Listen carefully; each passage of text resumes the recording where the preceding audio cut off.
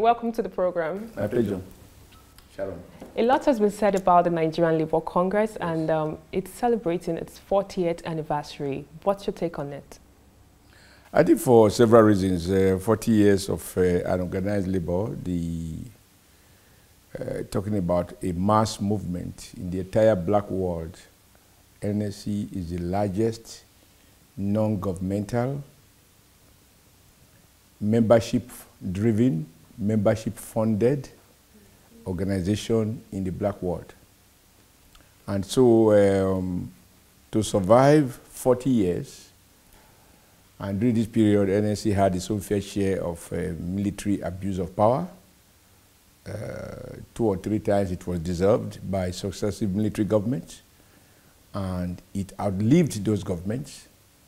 And even other civilian administration, under President Obasanjo, there was a bill to the House in which the president wanted NSC to be deregistered, and we fought back. And of course, they succeeded in creating TUC out of that. And but again, the TUC has since found common grounds to work in harmony and in unity, and wherever it matters, in unison, to deal with all of those issues that affect the world of work, and indeed matters affecting workers and working families. So I think for several reasons, NSC has, it's entitled to this celebration. Okay, many labor leaders, or should I say many workers, expect much from labor leaders across board. At the moment, people are not really convinced about the labor leaders they have, comparing it to the time when Nigerian Labour Congress actually started. What's your take on it about having a good relationship with the workers, and also ensuring that labor leaders are probably relating well with their their members? Well, I think the challenge has to be looked at several levels. First is that most commentators don't have sufficient knowledge of the inner workings of the labor movement. So when they say labor, they probably hardly know the difference between the role of a central labor organization, such as the Nigerian Labour Congress, compared to the various trade unions that covers each of the sectors of the economy, like banking sector, textile sector, construction sector, civil service, air transport, the hotel and entertainment industry, the NUJ, the media sector, etc., etc. So whenever something happens in any of these sectors, and people notice, the expectation of people are not met, all they think of is the Nigerian Labour Congress. But in truth, Nigerian Labour Congress is an umbrella body which doesn't have primary responsibility. It's a secondary organization of all the unions, and it deals with broad, macroeconomic issues, government policies, and stuff like that. Of course, this is not to evade the question about public perception. It will always change from time to time. The way NSC operates, like other organizations, in a very dynamic socio-economic and political environment. And conventionally, when people are experiencing, economic challenges, they will expect that labor should be able to mitigate and do something, not just speak, but get results. Unfortunately, there's always a huge gap between what you want, what you advocate, what you struggle for, and at the end of the day, what you are able to get. And what matters to the people is what they got at the end of the day, not so much how much effort that you invested. And the forces that determine what you get are quite complex. You were the president of the Nigerian Labour Congress between February 1999 to February 2007. Correct. What would you say are your achievements? It is not for me to, score myself. I would be more comfortable if people were to play back the NSC role in the Nigeria polity, economy, and society during those periods, and form opinion about my role what the NSC was under my leadership. That will offer me more comfort than asking me what I think. But I think that, first, beginning with the unity of the NLC, which the then president wanted to undermine by proposing a legislation which expressly, among other things, provided for the deregistration of the NLC. And I remember people saying I should go and plead with the president not to dissolve the NLC. And I said, no, NLC will not bow before presidents. NLC will stand on its feet. It will fight, either win or lose, but on its feet. I won't order NLC under my leadership. We will go on our knees to plead with any administration. And I submitted that the future and the unity of the movement was not at the pleasure of the president of the day, and that NLC will outlive President Obasanjo's government. And it is history. So that for me is something. I also believe that we sufficiently moderated the then president not to do some of the things that, in our judgment, were going to grossly erode the living standard of workers and indeed working families. We engage him on all of those issues. We also engage him on issues that has to do with democratic principles. And perhaps the best way to measure whether these engagements meant anything is to play back the national broadcast of President Obasanjo, where he accused me and said Oshiomhole was behaving as alternate president and the NSC was behaving like a parallel government. Now, when the president makes a national broadcast like that, more or less accusing me of treason, it shows the amount of discomfort that we have created for him. And for me, that summarizes the extent to which we were able to speak, not just speak truth to power or back, but also to bite wherever it was necessary. And it goes beyond the one that people often talk about. Of course, we raised the minimum wage from, as it then was, 2,200 naira or so to 5,500 by law.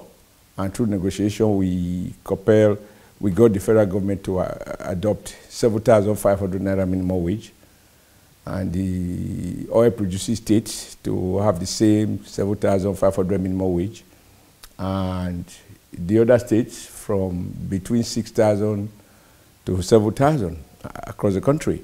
Now, by today's standard, that doesn't make much sense, but when you recognize that we increase the figure from 2,200 or 2,500 to those numbers, you are talking about between 100 and 200% increase at the base. But of course, we have what we call consequential adjustment, which affected from grade level 1 to grade level 17. And it was interesting to find even academicians and professors in universities say they wanted their own minimum wage. That's not to say they wanted their pay to be reduced, but that having jack up the bottom, the top should increase concomitantly. So I believe that in terms of the primary, what you might call the bread and butter issues, that we acquitted ourselves. Which moves me to my next question. You're known to actively engage the government and the workers effectively. I would like to ask you, what do you think, what does it actually take to ensure that we have a vibrant labor union by ensuring that there's active engagement between the government and the workers? Well, I tried to speak to these issues yesterday. If you were at the session that I chaired at the, Celebrity NSC 40th anniversary. For me, more than anybody else in society, the union man has to be sharp. He has to be grounded in everything. He has to be jack of all trade and master of all, because the issues you confront covers the economy, the polity, and society. And you must be able to engage convincingly, because we are persuading followers to decide who to believe. Because don't forget, as much as workers are members of trade unions. They are also, some of them, members of political parties. And indeed, they also can tell you, and it is a fact, that they did vote for these governments, whether at the federal, state, or local government level.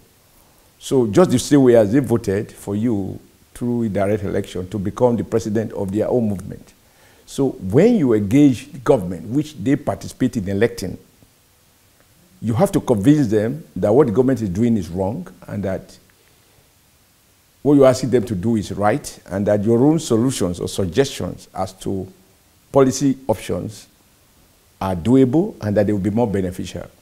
How they resolve that, who they choose to believe, determine at the end of the day the strength of trade unions. Because if people don't follow your action, you threaten, and it doesn't come to pass, your threat loses potency, and over time, government would listen, no employers will listen. Okay, from the lecture that Professor Atairu Jega actually delivered recently, there was a call for a workers' platform. What's your take on this? I think he said much more than that. He called for a workers' platform, but he also warned that being a workers' platform does not necessarily by itself guarantee that if that platform translates to governance, that the workers will necessarily be better off. And that workers must pay attention to issues of integrity, to issues of the clarity and the depth of commitment on the part of those who will provide leadership for such an organization. That's why I give examples of, a couple of countries where workers' leaders managed to capture power, and in the end, workers found themselves having to vote out those leaders when they began to pursue policies that were inimical to the interests of the workers. So I think it was a complex lecture he delivered, very analytical, and he points to the challenges, but also remind people that these are doable, but they are not going to be like a tea party.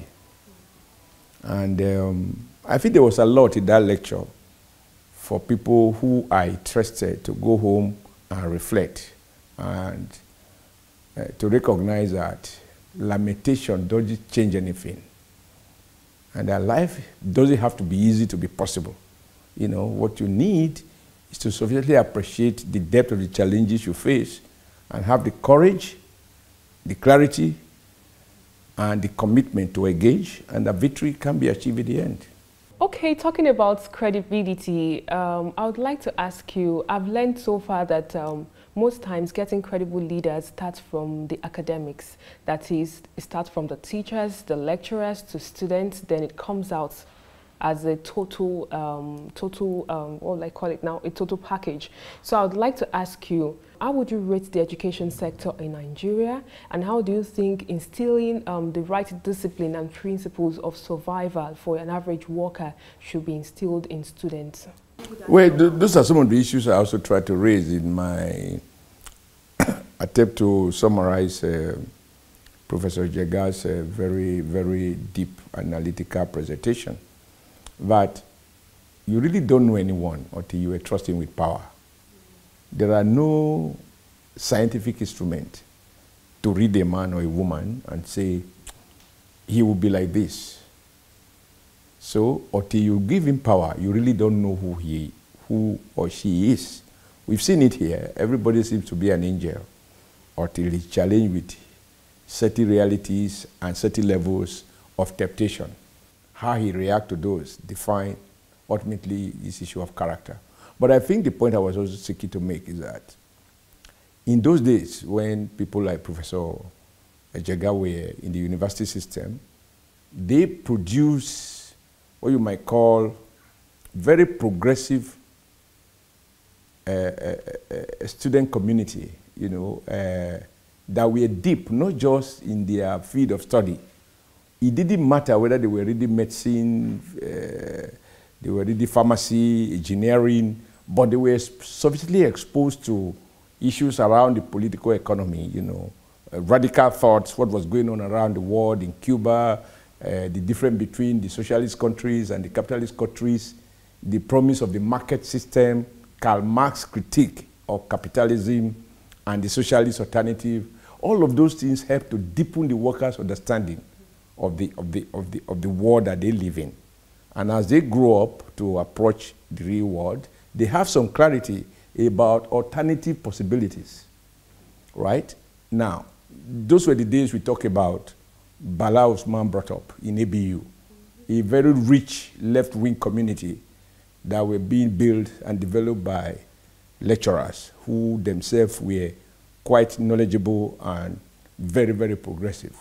Now, unfortunately, we do no longer have that kind of thing, which is why the Nigeria Students' Union, NANS, is no longer what it used to be in those days because the baking ground is, has been eroded. You'll also find, people should not forget people like Escotoyo, you know, an economist. Economics more than anything else. It's about choices, it's about values. Survival of the fittest, who get what? You know, it's at the heart of struggles for public welfare. So you have people like that in Ibadan, in Ife, Dikpo Fashino, quite a number of others, Lorode, and so on and so forth. Across the university system, you had a very progressive lecturer who were known to encourage students to look at things, you know, from various perspectives, you know, ideologically. And today, most students don't know the difference between America and Russia. They don't know the difference between the Labour Party in Britain and the Conservative Party. They probably, through WhatsApp, they know the latest Davido or other stuff, you know, around the world. You know, so things have changed, unfortunately, and that is my worry. Because what university helped to do in those days, really, is to prepare so young people, make them quite idealistic and ideologically committed to a struggle. And the result is that students don't talk in terms of ethnics. You know, they won't worship, they won't celebrate you or denounce you on account of ethnicity or religion. Rather, is it progressive? And they understand the issues, you know. But today is, you find students giving award to the oppressor. You know, and even trade unions giving plaques and award to governors who in the end default in paying one thing or the other. So there are what you might call the bakery is bereft of the tools we need to prepare young minds, you know, and I think we do need to return to those.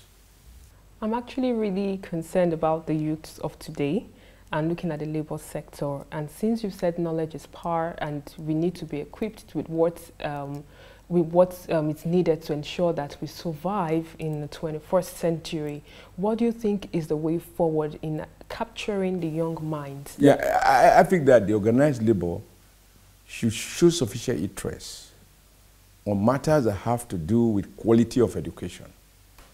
We are not just talking about the university system, important as it is. The foundation, you know, we have in law what you call universal basic education, under which it is compulsory and mandatory for every child of school age to be in school. And yet, in spite of that law, the average of out-of-school population, I think, around the country, national average, might be around maybe 20%. Or 25%, because in some states it is as high as 50% or more than 50%, while in some other states it's as low as 6%. I think the lowest is Ekiti and Edo State. Ekiti around 6, Edo about 6.7% out of school. From that bottom, it goes up to 50, I think up to 55% out of school population.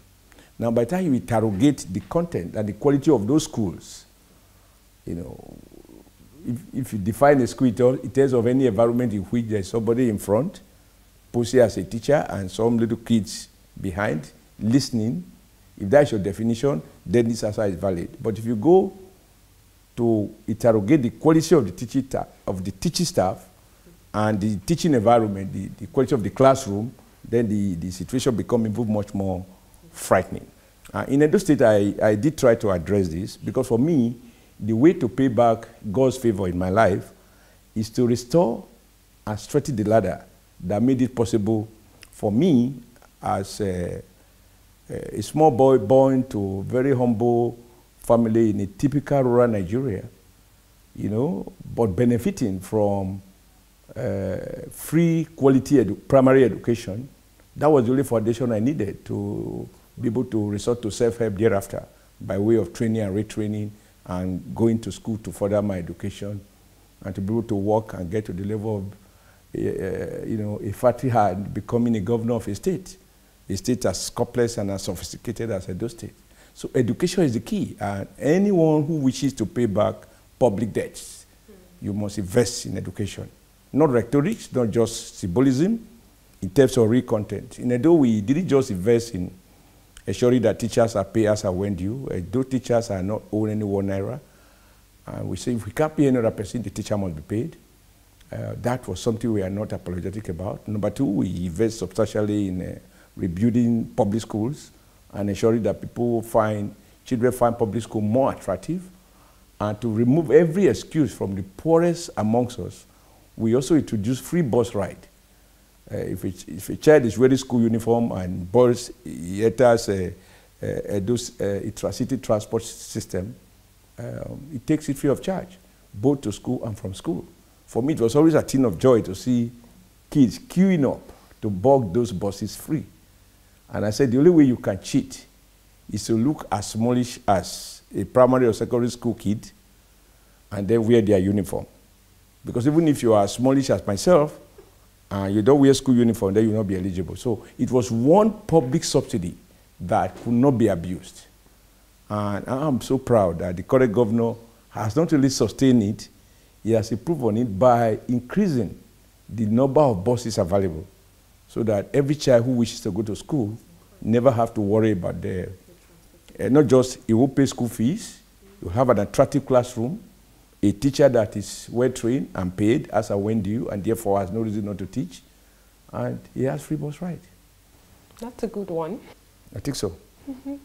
So I would like to ask you, any regrets as the NLC president? Is there anything you think you would have loved to put in place before you left office? It's always a difficult question, but the truth is that there were moments where, when I had doubt, when I see things, I'm like, I feel so bad about so many things I saw that I thought government was not doing right and it could be done differently. And occasionally, when I see the determination of government people to get those things done, I'm like, maybe the problem was with me. Maybe I didn't quite understand because I am on this other side. But thanks to God, I have been in government. I'm now much more convinced that I was not only right, I should have fought evil harder, you know, given what I now know, having seen all sides of it. You know, that we all need to work hard and be each other's policeman and policewoman to ensure that all of us in public office, that we are constantly reminded that we are the people's stewards and that we must ensure that in all that we do, that the overriding immediate to medium and long-term objective is public good and public welfare. Now, to get that done, you need a very vigilant and very active citizenry, which is what organized labor is about, which is what some sections, I emphasize some sections of the civil society are also about. And working together, they can make that happen and therefore bring more meaning and enrich the real content, you know, the real essence of democracy in any given society. Now I'm asking this question from my heart as a Nigerian citizen. The standard of living of an average Nigerian worker is actually poor. The national minimum wage has not been revealed. Presently, the Trade Union Congress has actually made a statement which is quite worrisome, that aside Lagos State government, each state has a particular sum of money in terms of probably salary or arrears or pension that they are owing workers. So many things happening across Nigeria. State, Kogi State, for example, we have in Kaduna also the mass sack going on there. Before now, we know the way the Nigerian Labour Congress is. Before, whenever an issue comes up like this, we know that if it were you, we know that everyone will be on lockdown and we will get results. I'm not against the leadership of the Nigerian Labour Congress. They might have their own challenges, which you might be aware of. But what is your message to an average Nigerian worker who is faced with these challenges? Well, it would be simple that the workers should realize that their job doesn't stop at electing their leaders. It includes policing their leaders and getting their leaders to account. And this has to be, that's why, you know, the slogan of Labour is that the struggle continues. And people say, how can it just continue? It has to end one day. It cannot end because, you see, you must continue to watch, must continue to monitor, must continue to engage. And like I said earlier, remember I said the trade unions are funded by their members. They are not living on handout by governments or donation by foreign powers or foreign organizations. They are funded 100% by workers' contribution, and therefore they are membership driven and membership funded. And therefore the workers have power over their leaders, and leaders hold their office at the pleasure of the workers. So the workers just need to show sufficient interest in affairs of their respective unions. If you look at the union constitution, they are there. And there is an agency, a unit within the Ministry of Labour that assures that union constitutions are obeyed, and workers' right to interrogate their unions, include their finances. They are supposed to be audited and forwarded to the Registrar of Trade Unions for approval, exactly the same way as a corporate organization is supposed to file audited account with the Corporate Affairs Commission. But I think that the challenges confronting workers cannot be isolated from the rest of society. There are huge challenges. I mean, every day you open newspaper. That's why for me, and I'm not apologetic about this, I think President Buhari is rightly doing the right stuff by identifying corruption as the key thing that must be fought, without which nothing else matters. Of course, people say, now corruption we won't fight, now anti-corruption we won't chop. But the truth is, if it has been stolen, you can't get it to chop anyway. Every day you open newspapers, you find new revelations and I'm sure they have not touched 10% of the problem. So the starting point is that as victims, workers as victims of corrupt practices should support this fight and provide the energy, because when corruption is fighting back and the president seems to be alone, and you are reading commentaries that says, okay, I did corruption and so what? Oh, I get worried. Because why do you want to keep fetching water and put it into a pot that is leaking? And people say, don't bother that the pot is leaking, just put more water. It doesn't make common sense.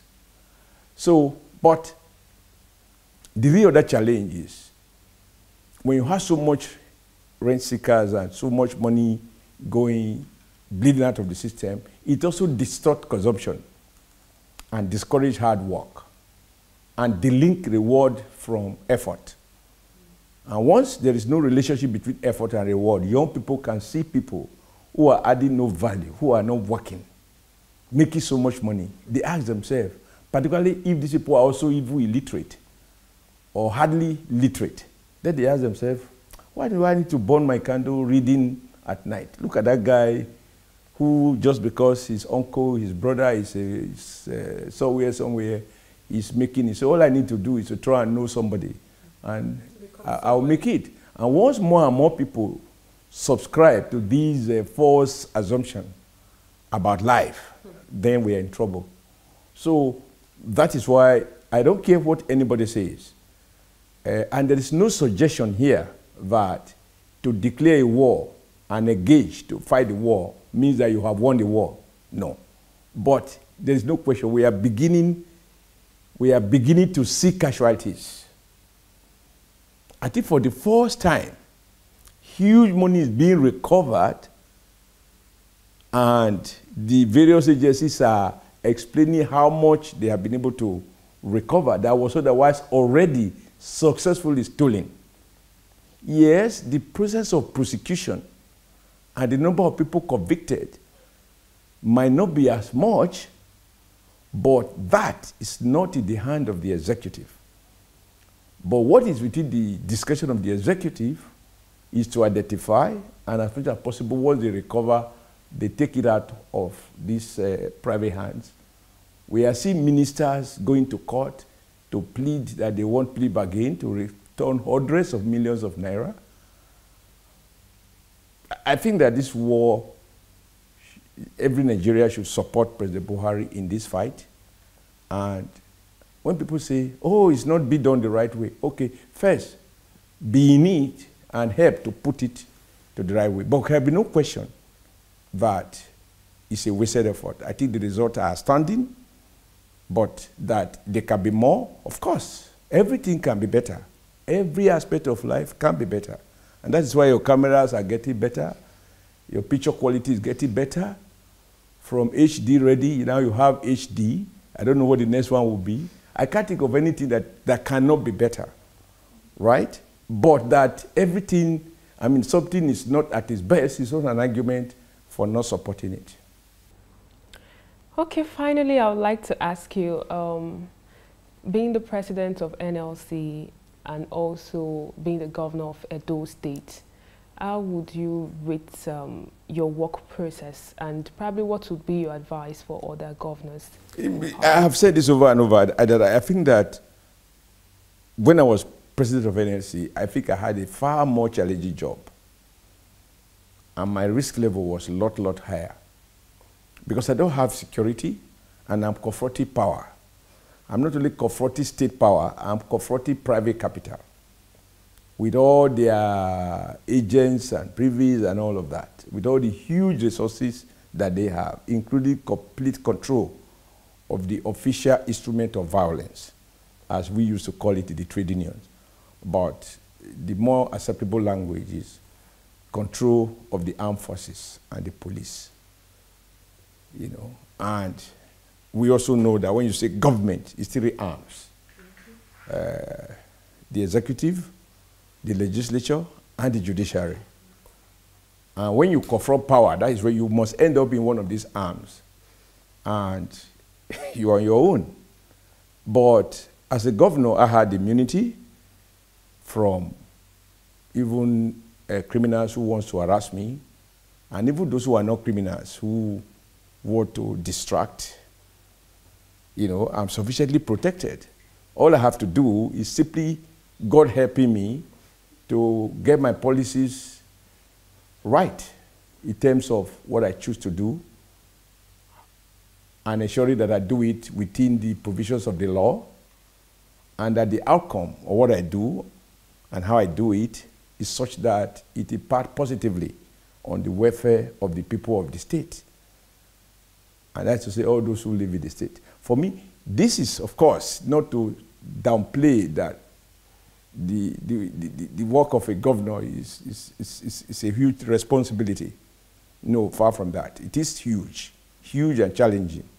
But if I compare the two, I think that I had a far more difficult task. And the more public trust I earn through those fightings and public support that NLC, you know, garnered at that time, that also imposed on me a huge responsibility, because at a point, people began to think, and I think wrongly, that there is nothing I want to get done that cannot be done. So if it's not done, maybe comrade didn't want it done. Or unfair critic might say, maybe on this occasion, comrade was compromised. But sometimes it was just beyond us.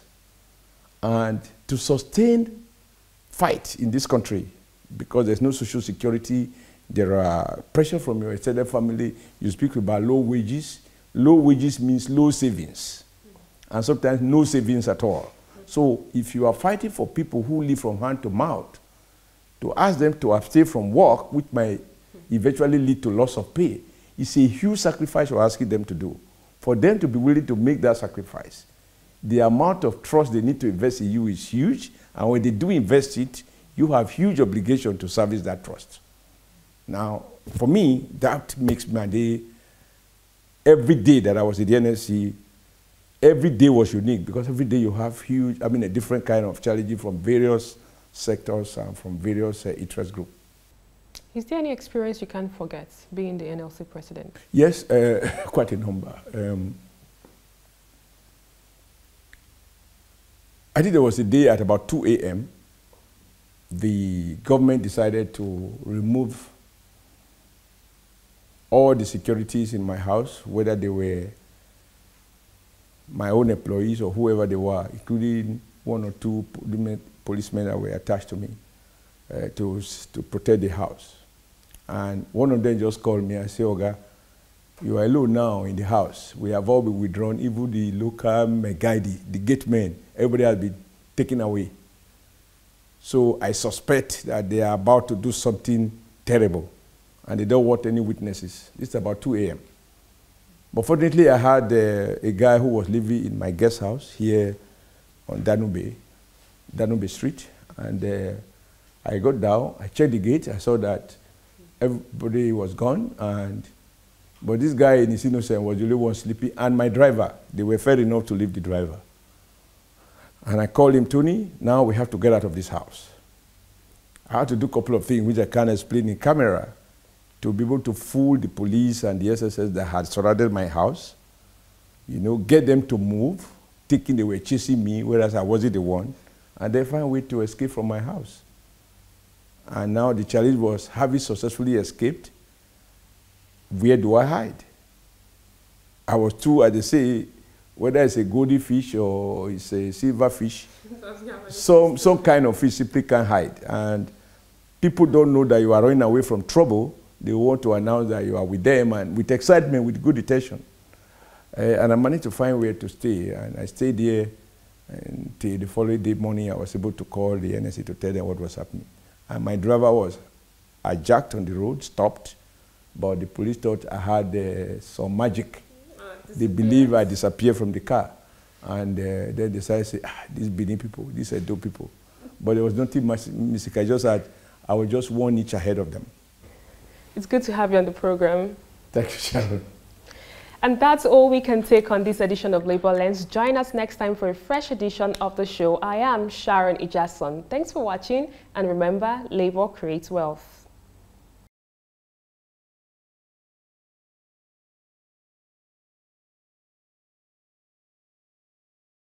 Thank you, Sharon.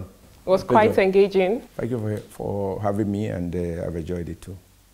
And that's all we can take on this edition of Labor Lens. Join us next time for a fresh edition of the program. I am Sharon Ijason. Thanks for watching, and remember, labor creates wealth.